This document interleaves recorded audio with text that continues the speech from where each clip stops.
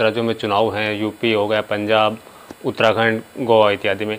Sir, आपकी party 5 राज्य विधानसभा चुनावों में कहाँ तक चुनाव है? देखिए जी, हमारा पार्टी का स्थिति इस 5 देश में अच्छा नहीं, बट हम सोच रहे ये 5 स्टेट में जितना ओपोजिशन पार्टीज है वो ओपोजिशन पार्टीज को मिलकर इलेक्शन लड़ना।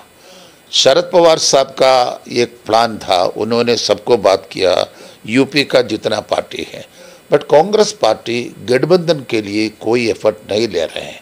ये बहुत दुख की बात है।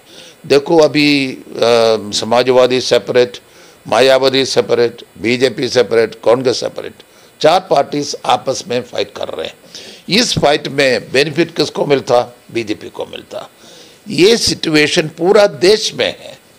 सो यूपी एक टिपिकल एग्जाम्पल है। प्रियंका गांधी उधर पूरा टाइम स्पेंड कर रहे हैं, राहुल गांधी टाइम स्पेंड कर रहे हैं, ये सोनिया गांधी का कॉन्स्टिट्यूंसी भी उधर है, बट उधर क्या होगा?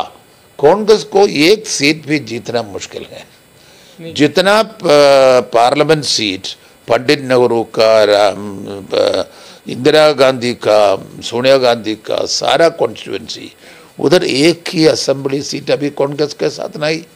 सो कांग्रेस जीतने का पोजीशन में नहीं, कांग्रेस फाइट करने में वोट डिवाइड हो जाता है, वो डिविजन ऑफ वोट्स बीजेपी को फायदा मिलता है। इसलिए राष्ट्रवादी कांग्रेस पार्टी का स्टैंड ये है, हम हमारे लिए नहीं, हम बीजेपी को हराने के लिए गठबंधन का आइडिया आगे लेते हैं। सर, राष्ट्रवादी कांग्रेस पार्टी का क्या स्टैंड है कि किन मुद्दों पे यूपी चुनाव की वोटिंग होनी चाहिए? मुद्दा बहुत ही है, किसानों की विषय है, और महंगाई का विषय है, और लॉ एंड ऑर्डर का विषय है, और कम्युनल क्लैशेस का प्रॉब्लम है, बहुत ज़्यादा प्रॉब्लम है, लोग बहुत परेशानी है। सो इश्यू को कोई शॉर्टेज नहीं, बहुत ज़्यादा मुद्दा है, उस पर हम अच्छी तरह जिस कैंपेन करने में हमको बीजेपी को डिफेंसिव में लाने का कोई प्रयास नहीं, बट प्रॉब्लम ये है एंटी बीजेपी वोट्स डिवाइड हो गया है। महंगाई की जहां हम बात करें तो अगर अपोजिशन में, जब बीजेपी अपोजिशन में थी, कांग्रेस की सरकार थी, तब अगर महंगाई 50 से 50 रुपये 55 पैसा भी हो जाती थी तो अपोजिशन सड़कों पे आ जाती थी, लेकिन अब ऐसा कुछ दिखाई नहीं दे रहा है। या कांग्रेस फाइट के लिए नहीं, ओपोजिशन का ड्यूटी है इस महंगाई के टाइम में लोग के साथ, लोग के लिए फाइट करना। देखो आज पेट्रोल का दाम पूरा दुनिया में सबसे ज़्यादा इंडिया में है। 1 लीटर पेट्रोल को 100 रुपया है एवरेज इंडिया में। पाकिस्तान में, श्रीलंका में, नेपाल में 1 लीटर को 40 रुपया है, इधर 100 रुपया है। ये कैसे हो गया? पेट्रोल का दाम और क्रूड ऑयल का दाम अंतर्देशीय बाजार में जो है वो इधर लाकर रिफाइन करके हमको 50 रुपये को सेल कर सकता। वो सेम दाम, सेम पेट्रोलियम प्रोडक्ट्स, डीजल या पेट्रोल इधर 100 रुपये को मिलता है। सो गवर्नमेंट हर लीटर में 50 रुपये का टैक्स लेता है, स्टेट गवर्नमेंट और सेंट्रल गवर्नमेंट। ये सब किसके ऊपर आता है? साधारण लोग के ऊपर आता है। सो इसका दाम, जब पेट्रोल डीजल का दाम बढ़ते हैं, हर चीज़ का दाम बढ़ता है, चावल का, सारा आइटम्स का दाम बढ़ते हैं। सो महंगाई का इश्यू में बीजेपी गवर्नमेंट पूरा एंटी पीपल काम कर रहे हैं, लोग का एगेंस्ट काम कर रहे हैं। इस विषय में बीजेपी नेता या बीजेपी समर्थकों से बात की जाती है तो वो कहते हैं कि महंगाई देश हित में बढ़ाई जा रही है। महंगाई पर उसको कोई एक्सप्लेनेशन नहीं। बीजेपी को, प्राइम मिनिस्टर को, जब प्राइम मिनिस्टर आया, मोदी ने कहा मैंने 50 रुपये को पेट्रोल देंगे, मैंने इस महंगाई कंट्रोल करेंगे।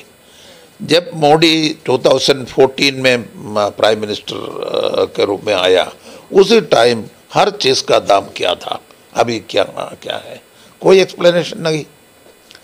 उन्होंने प्रॉमिस किया मैंने महंगाई कंट्रोल करेंगे, हाँ 50 रुपये के पेट्रोल देंगे, अभी 50 रुपये के पेट्रोल 100 रुपये हो गया। मोदी जी क्या एक्सप्लेनेशन देता है? देश हित की बात करते हैं कि देश हित में पेट्रोल बढ़ रहा है। या नो देश की बात मीन्स महंगाई की बात में बीजेपी का जो प्रॉमिस था वो प्रॉमिस उन्होंने इम्प्लीमेंट नहीं किया। इधर जब ये दिस करेंसी डिवैल्यू किया और जितना रिफॉर्म्स बीजेपी ने लाया ये सारा कॉमन मैन के लिए नहीं।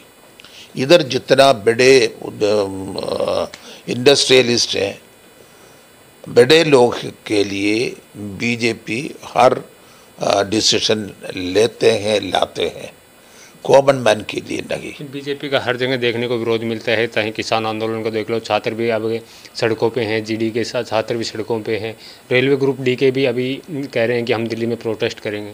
तो क्या लगता है कि छात्रों की मांगे कहाँ तक जाएगी?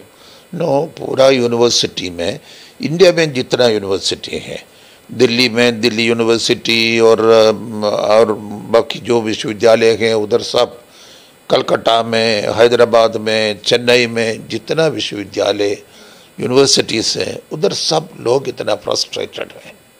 कारण ये है सिलेबस में जो चेंज लाते हैं, शिक्षा विधि में जो चेंजेस लाते हैं, ये सारे आरएसएस के डायरेक्शन में हैं। इंडिया का नेशनल ट्रेडिशन जो है, इन्होंने अभी ये टेक्स्ट बुक भी चेंज कर रहे हैं, इंडिया का हिस्ट्री भी चेंज कर रहे हैं। बीजेपी कभी ये दिस फ्रीडम स्ट्रगल में कभी पार्टिसिपेट नहीं किया। दिस आंदोलन में कभी हिंदू महासभा और जनसंघ और बीजेपी और आरएसएस इन लोग इसमें नहीं भाग लिया। जो कांग्रेस के नेतृत्व में और बाकी नेशनलिस्ट पार्टी के नेतृत्व में ये आंदोलन हुआ, एक सौ साल की आंदोलन, उनमें इसका कोई पार्टिसिपेशन नहीं। अभी मोदी आने के बाद वो लोग सोचते हैं वो सबसे बड़े देशभक्त हैं, उसका फेवर में हिस्ट्री भी चेंज कर रहे हैं।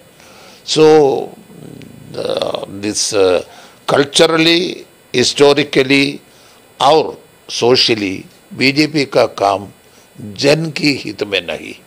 आज के टाइम में देखने को मिल रहा है, महंगाई पे बात न होकर, देश के विकास पे बात न होकर, कहीं आर्यन खान पे बात होती है, तो कहीं देखने को मिलता है भारत पाकिस्तान के मैच के ऊपर बात होती है कि मैच होना चाहिए या नहीं होना चाहिए। ये कहाँ तक सही जाएगी? मैच का इश्यू अलग है।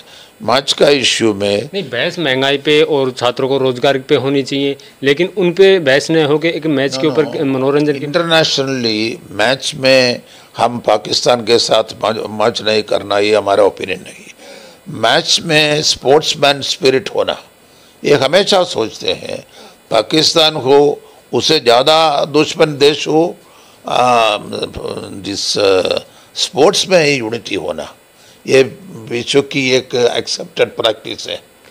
ओलंपिक्स में सब देश पार्टिसिपेट करना, ये हमारा हम ओलंपिक्स बॉयकॉट नहीं करेगा। जैसा पाकिस्तान और इंडिया के बीच में जितना क्रिकेट खेल हुआ, उसमें सिर्फ एक खेल में उन्होंने जीता, हम वो स्पोर्ट्समैन स्पिरिट में लेंगे। बट बीजेपी हमेशा, एस्पेशली हमारा प्राइम मिनिस्टर, पाकिस्तान का नाम यूज़ कर रहे हैं। वो देशभक्ति बीजेपी का मोनोपोली है, बाकी लोग देशभक्त नहीं, ये प्रूव करने के लिए उन्होंने पाकिस्तान का नाम यूज़ कर रहे हैं। बट अभी पाकिस्तान को फेस करने का वो करेज हमारा सेना को नहीं, हमारा गवर्नमेंट को नहीं। और दिन भर दिन वेदर इट इज़ चाइना और पाकिस्तान, जितना लोग हमारा पड़ोसी लोग हैं, वो पड़ोसी लोग हमारा अगेंस्ट है।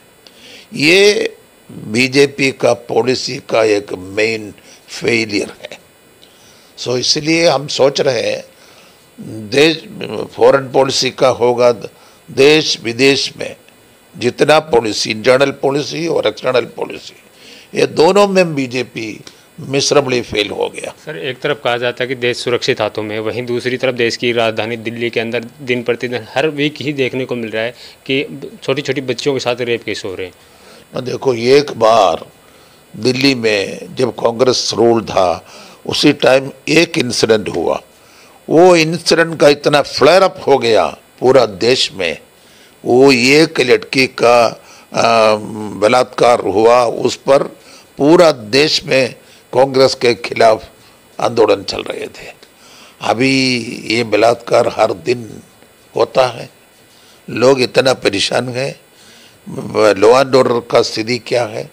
गवर्नमेंट को कोई रिस्पॉन्सिबिलिटी नहीं, गवर्नमेंट पार्लियामेंट में भी आंसर नहीं देता। सो पूरा देश में अभी लॉ एंड ऑर्डर का फेलियर बीजेपी के नीचे इतना सीरियसली हो जाता है। सो बीजेपी जितना प्रॉमिस दिया, सारा प्रॉमिस उन्होंने तोड़ा। बीजेपी को अभी लोगों को फेस करने का, वापस आने का कोई चांस नहीं, कोई अधिकार नहीं।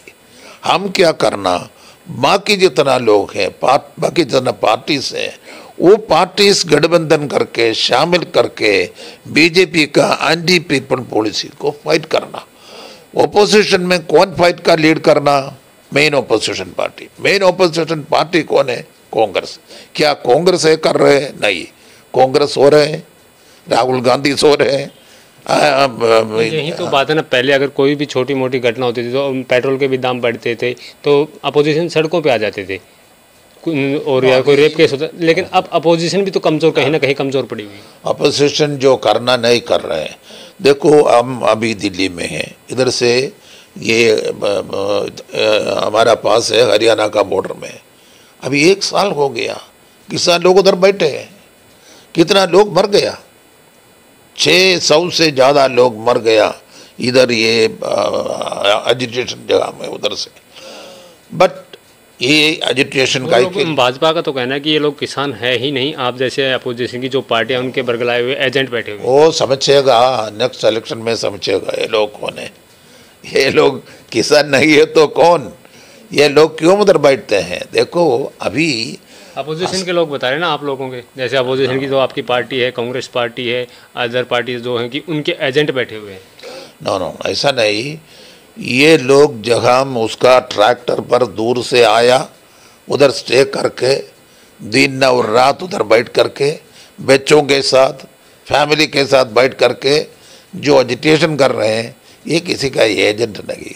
मोदी क्या सोचते हैं? ये इंडिया में देखो, अभी ये गेहूँ जो हो या चावल हो, कृषि कम हो जाता है। सो नेक्स्ट 6 महीने में, नेक्स्ट 1 साल में हम रियलाइज करेंगे अनाज का शॉर्टेज आएगा इंडिया में। कृषि का वृद्धि कम होता है। देखो, इस सारा काम मोदी कर रहे हैं, ये अचानक नहीं होता है, ये बोधपूर्व कर रहे हैं।